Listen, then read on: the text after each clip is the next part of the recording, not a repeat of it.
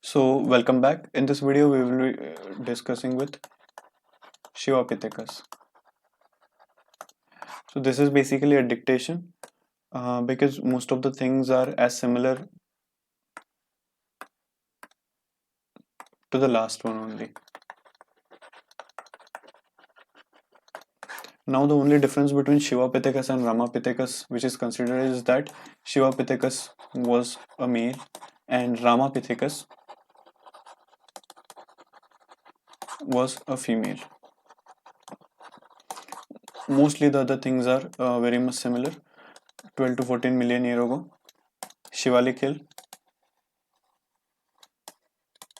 and also in Pakistan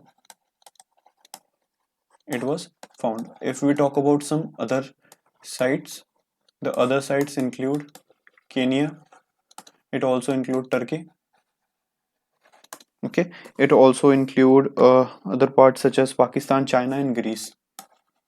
China, Pakistan and Greece. If we talk about epoch, it is Miocene, Miocene epoch. These are the basic things that you need to write in the introduction, okay, so that you should have a content of it, and this will basically fetch you good marks when it comes to introduction. All right, next, moving forward, uh, basically, see, there is no apparent difference between both of them. The only difference between them is male and female. Male was Shiva and Rama Pithecus was basically the female. So that is the only difference. None of the most of the difference. Now, if it was a male, it was basically a bit robust. Robust means uh, big. Okay, just understand this. Female, it was a delicate, small. Okay, smaller one, and we call it as a gracile form. Okay, so this is the basic things that you need to understand. Now, if we move forward, um, I need to make sure the epoch is clear. Ancestor, see, we have done the phylogenetic status from Dryopithecus, Ramapithecus. Okay, basically the ancestors of gorilla, orangutan, chimpanzee. Shivapithecus is particularly the ancestor of orangutan. Orangutan. Okay, so Shivapithecus is basically nothing but the ancestor to orangutan. So this is one of the clear fact. You have to start with this topic. You can start your body with it so that the examiner knows that you know something of it. Okay, physical features. Physical features.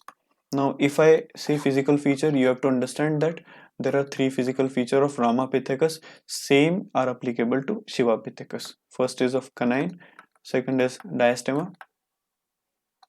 Okay, canine, diastema, and the third one is enamel, enabled, enamel, thick, enameled teeth. Okay, so this is the 3 points that you have to cover in the physical feature, so that the now examiner knows that you know certain part of a part about it. Now, moving forward, we also have mentioned the sites where it was found. Next, where we can write the name of the person which has found. The name is same, David Pilbeam. Same name, same scholar. Okay, so you don't need to do anything of it. Okay, done. Next, we move forward. What are the physical feature? Physical features are nothing but the similar physical feature that we particularly have used for the Ramapithecus. Now, if you are a good person and can draw, so let me see. Basically, no, I it will be difficult for me to draw. So you have to, if possible, you can draw, otherwise you can simply skip this particular part, and I think that won't even be a big issue. Okay,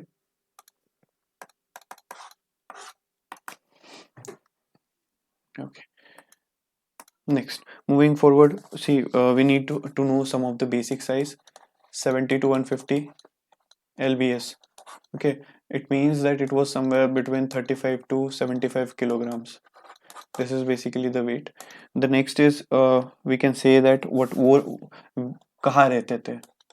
It was arboreal. Arboreal means the tree dwelling. Those which are living over here, these where you these used to live on a tree, so these are arboreal. Okay, next is they were basically suspensory movement. Now what do I mean by suspensory movement is this, that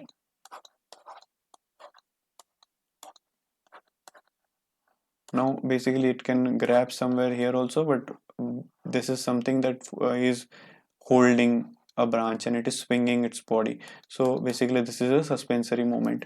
Okay, it was more of a ape like.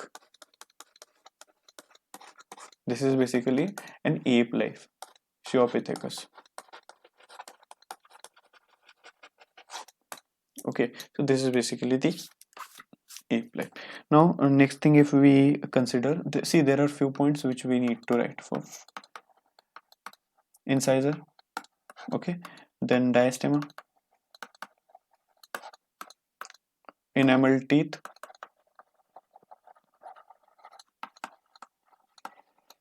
okay. So these are the basic things that we need to consider.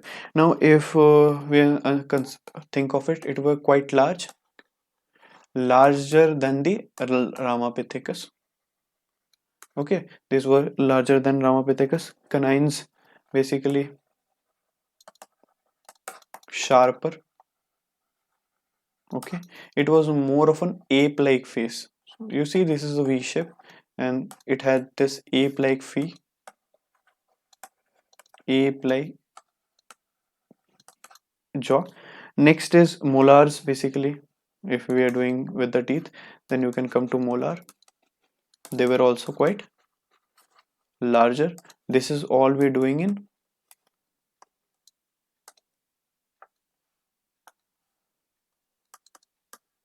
physical feature.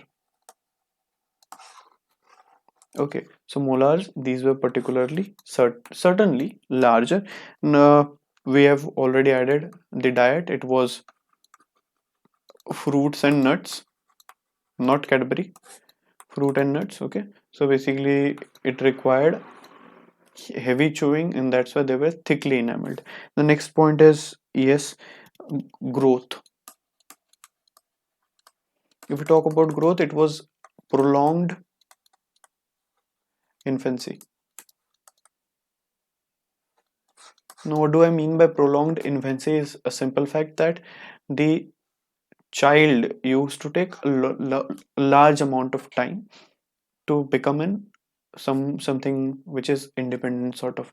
Because if you see uh, fawn, basically a deer uh, infant, you will find that it will be on its feet in next 1 hour, and it will be good to run in a couple of days.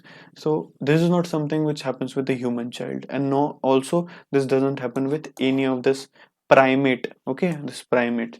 So the children which are born, offsprings, basically this will take their own time to grow and get mature. So this prolonged infancy was one of the characteristics of Shivapithecus. And the last part was basically dentition was similar to Ramapithecus, which is V shape, which is ape like. Okay, but it was more of a robust, it was larger, robust sort of thing. So this is everything about Shivapithecus. Next video will be dealing with Ramapithecus, sorry, the Narmada man. So thank you and stay tuned.